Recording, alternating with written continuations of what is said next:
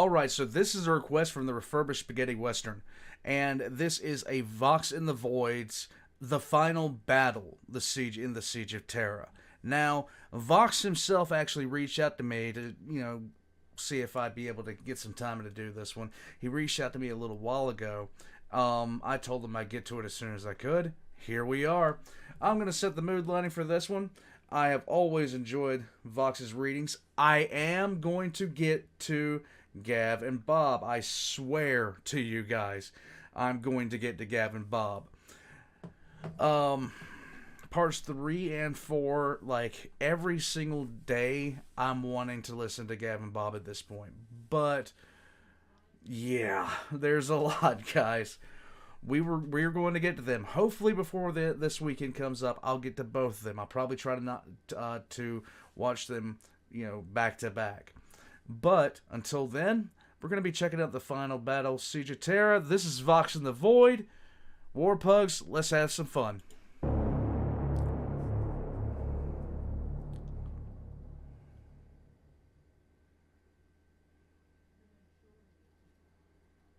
From the 1990 book Realm of Chaos. Okay. Even through the shields, the impact makes the Imperial Palace shake. With a screech of tortured stone, an angel topples from its alcove, high on the throne room wall, and crashes to the marble floor a kilometer below. It shatters into a million pieces. Splinters of stone flash across the hall like shrapnel. From his throne, the Emperor watches his warriors mill around in confusion. This hall holds 10,000 men, seasoned veterans, and all are now panicking. He knows they are more frightened by his silence than by the enemy. They look to him for leadership, and he can give them none. Old. For the first time in his millennia-long life, the Emperor knows despair. The magnitude of his defeat stuns him. The lunar bases have fallen. Most of the Earth is under the War Master's heel. Rebel titans surround the palace and are held at bay only by the desperate efforts of a few loyalists. It is only a matter of time before the palace's defenses fail and the last bastions of resistance fall. Sire, what are your orders? Asks Rogel Dawn, massive dark-haired Primarch of the Imperial Fists. His golden armor. Yeah, this is extremely old lore, guys. This is old. This is before. Oh wow, this is way old. Has lost its luster. It is dented in a dozen places by bolter shells. The Emperor doesn't answer. He is lost within himself, seeking answers to his own questions. He has come at last to this dark place, the time of testing, the era hidden by his precognitive vision and beyond which he cannot see. The moment he has always dreaded has arrived. Is my time over, he wonders.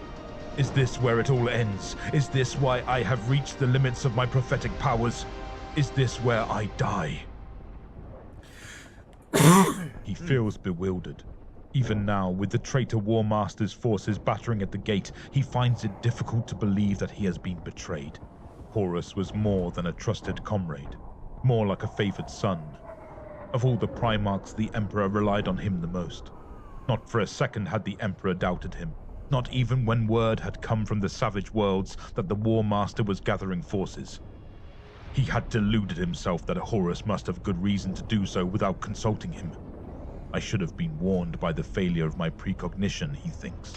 Sire, what are your orders? Asks Kane, acting Fabricator General of the Adeptus Mechanicus. He stares at the Emperor, a trick of the light turning the glass slits of his brass mask into accusing eyes. Once more, the Emperor does not reply.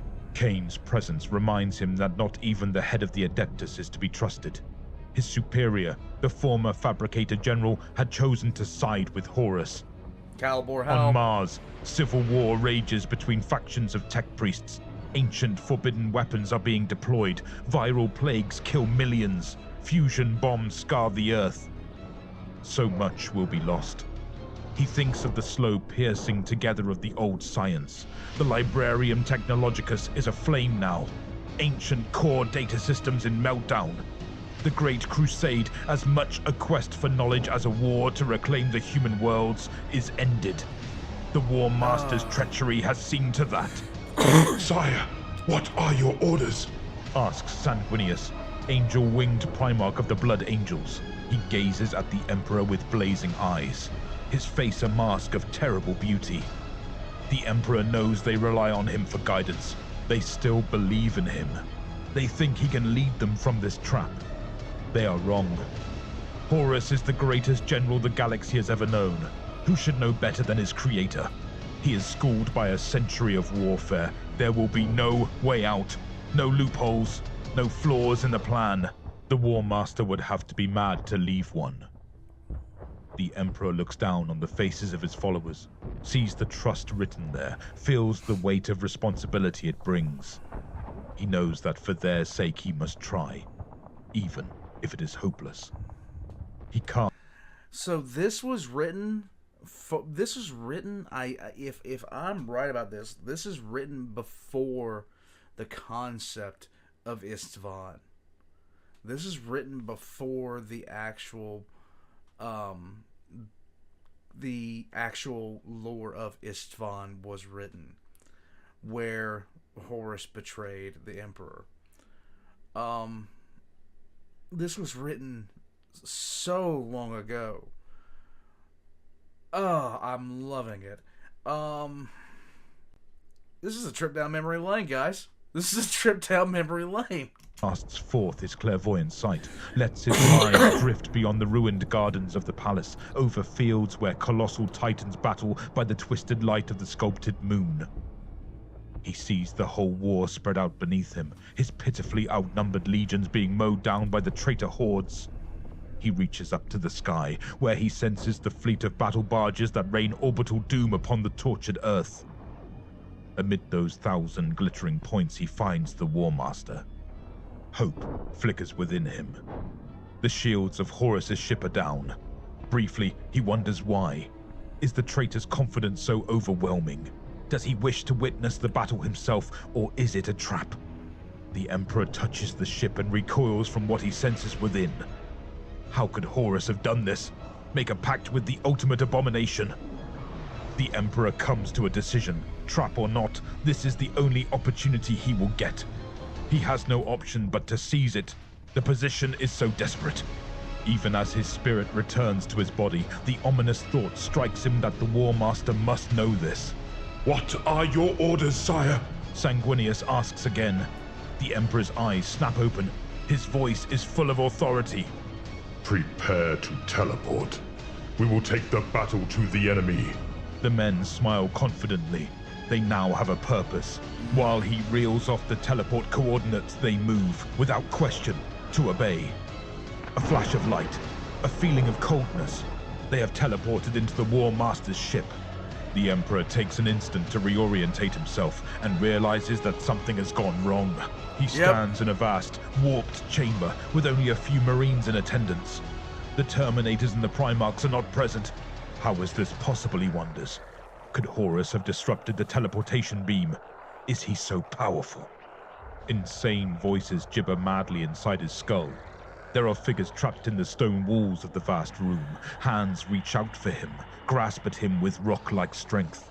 He shrugs them off easily. His comrades are not so lucky.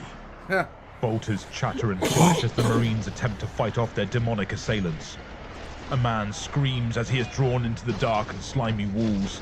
As he vanishes, ripples spread from his point of disappearance. The Emperor's sword lashes out, severing limbs, freeing trapped Marines. He summons his psychic energies. A nimbus flickers around his head as he unleashes his power. A tidal wave of destruction rips through the demons, leaving his own men unscathed.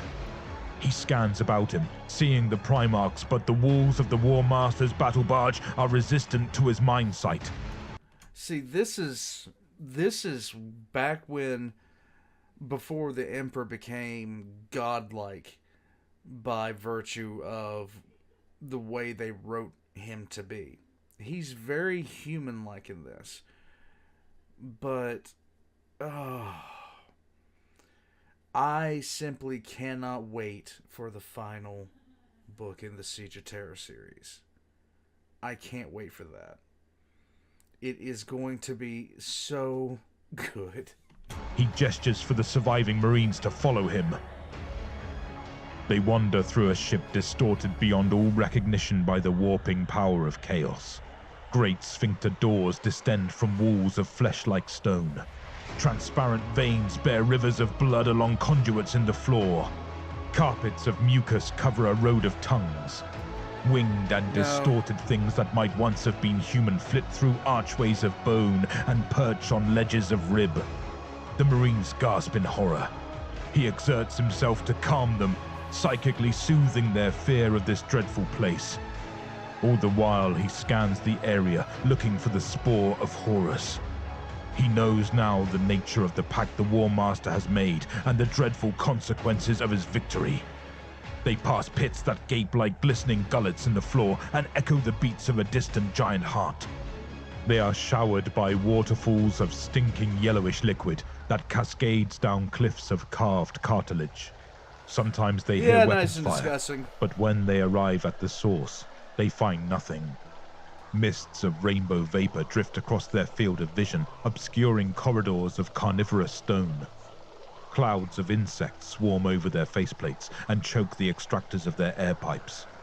They switch over to internal oxygen supply. They are ambushed by scuttling skull-faced things in the armor of Marines. They fight hordes of mutated beasts. One by one they die. In the end, the Emperor stands alone. Then, and only then, is he allowed to enter the presence of Horus. The War Master bestrides the body of a broken angel. Behind him, the tortured earth fills the viewport, a bauble for Horus to seize with one clawed hand. Corpses of massacred Marines lie everywhere. Face glowing with internal bloodlight, Horus speaks. Poor Sanguinius. I offered him a position of power in the New Order. He could have had a seat at the right hand of a god. Alas, he chose to align himself with the losing side. The Emperor stands transfixed, trying to force frozen words from his tongue. In the end, he can only whisper. Why? Mad laughter rings out. Why? You ask me why? Have all those millennia taught you nothing? Weak fool! Your timidity prevented you from binding the forces of chaos. You shied away from the ultimate power. I have bound it to my will and will lead humanity into a new age. I, Horus, Master of Chaos! No man can master chaos, He says quietly. This is so for... Oh god, the amount of things that have changed since this was written. The amount of the sheer unbridled amount of things that have changed since this was written. Like night and day, guys. You have deluded yourself. You are the servant, not the master. A look of rage transfigures the War Master. He stretches out a hand, and a bolt of force leaps forth. The Emperor screams as agony racks his body. Feel the true nature of my power! Then tell me I am deluded! Roars Horus, in the voice of an angry god. Beads of sweat stand out on the Emperor's forehead. He steels himself against the pain. You are deluded, he says. Once again, Horus gestures and lances of pure poison sear through the Emperor's veins. I let you come here, old friend, so that you could witness my triumph. Kneel before me and I will spare you. Acknowledge the new master of mankind! Desperately, the Emperor summons his power and lashes out. Lightning flicker between the combatants. The stench of ozone fills the air. The Emperor leaps forward, sword raised. Weapons clash as the battle is joined on every level. Physical, spiritual, psychic. Bolts of force flicker as mortal gods clash, balancing the fate of the galaxy on every blow. Rune Sword and Lightning Claw ring against each other with a sound like thunder. Energies potent enough to level planets are unleashed. A backhand buffet from Horus knocks the Emperor through a stone bulkhead. This is... Oh, God. Oh, God. This is a trip down memory lane in so many ways. This is before so much happened in the ways of, the way the story was told.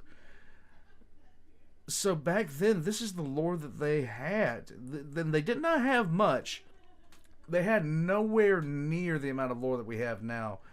And back then, when something like this would have came out, the Marines were essentially, in many ways, very human, not like they are now. This is before the concept of the Forge Breaker, which was the hammer that Fulgrim crafted for Ferrus Manus, came to be in Horus's possession. The counterstroke tears a supporting column out of the ceiling as the War Master ducks. In the warp, the Emperor hears the Chaos powers howl as they feed their pawn more power. The Lord of Humanity stands alone against their massed might and knows that he is losing. Somehow he cannot bring his full force to bear on the War Master. Horus shows no such restraint. Nope. A lightning claw cuts the Emperor's armor as if it were cloth, shears through flesh and bone. The Emperor riposts with a psychic stroke, intended to disrupt the War Master's nervous system. Horus laughs as he deflects it. His claws take the Emperor across the throat, opening windpipe and jugular. Another blow severs the tendons of his wrist, causing the sword to drop from nerveless fingers. Insane laughter echoes around the chamber. Horus breaks several ribs with an almost playful punch. A surge of energy sears the Emperor's face, melting the flesh till it runs, bursting an eyeball, sets the hair alight. The Emperor stifles a whimper, wonders how he can be losing. Blackness threatens to engulf him. Horus grasps his wrist, splintering bones. Blood pumps from the Emperor's throat. Horus lifts his foe above his head and brings him down across his knee, breaking his spine. For a second, the Emperor knows only darkness. Then a flare of agony brings him back to consciousness as Horus rips his arm from its socket. The War Master howls with bestial triumph. Suddenly, the battering stops. Through his good eye, the Emperor sees a solitary Terminator has entered the room. The Marine charges toward the War Master, Stormbolter blazing. Horus looks at him and laughs. For a moment, he stands triumphant, allowing the Marine to see what he has done to his Emperor. The Emperor knows what is going to happen next. He sees the gloating triumph on Horus's face. There is no trace of his friend left there. There is only a demon driven by insane, destructive fury. Horus turns his burning gaze on the Terminator, and the Marine's flesh flakes away to reveal his skeleton. Then even that is gone, reduced to dust. The Emperor sees the trap that has been set for him. He has been restraining himself, trying not to hurt one who has been as a son to him. Now he sees that there is no trace of his trusted comrade left. He knows that he must stop this semblance of his former friend and avenge the fallen Terminator. He must strike one deadly blow. He will get no other chance. He gathers every particle of his power, focuses it into a mighty bolt of pure force, more coherent than a laser, more destructive than an exploding sun. He aims it at Horus, a lance of power destined for the madman's heart. Horus senses the upsurge of energy and turns to face the Emperor, a look of horror on his face. The Emperor lets fly. It strikes the War Master. Horus screams as destruction rains down on him, twisting and writhing in titanic agony. He strives frantically to counter the Emperor's death blow, but his struggles become ever more feeble as the lethal energies play over him. Driven by all the force of his rage and pain and hatred, the Emperor wills Horus's death. He senses the forces of chaos retreat, disengaging themselves from their pawn. As they do so, sanity returns to the War Master.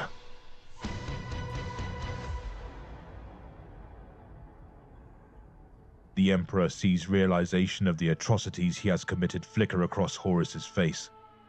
Tears glisten there. Horus is free, but the Emperor knows he himself is dying, and that the powers of chaos may once again possess the War Master, and he will not be there to stop them. He cannot take that risk. This is the extreme old Horus lore, guys. must die. Yet for a second, looking into his old friend's face, he hesitates, unable to do the deed. Then he thinks of the slaughter that still goes on outside, may go on forever. Resolve hardens within him.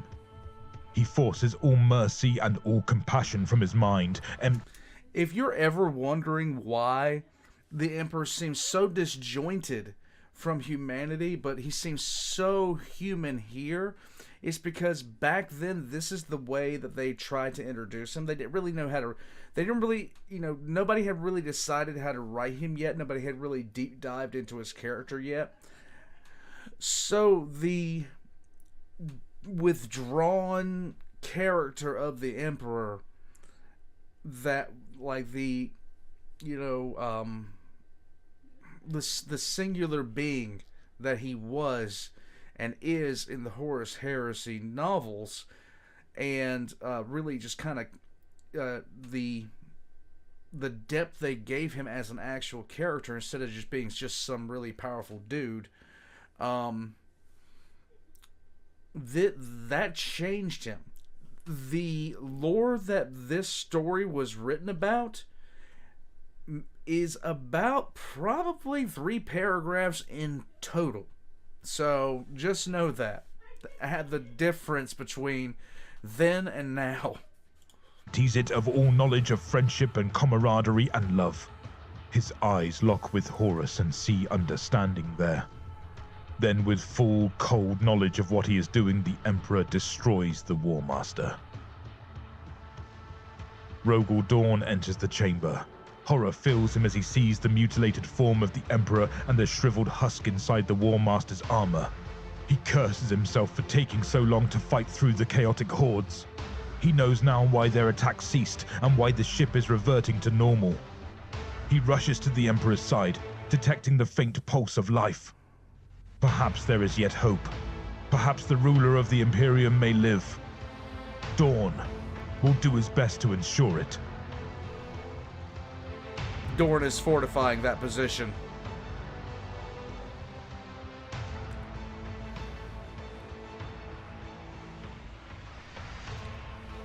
Oh my god. Guys,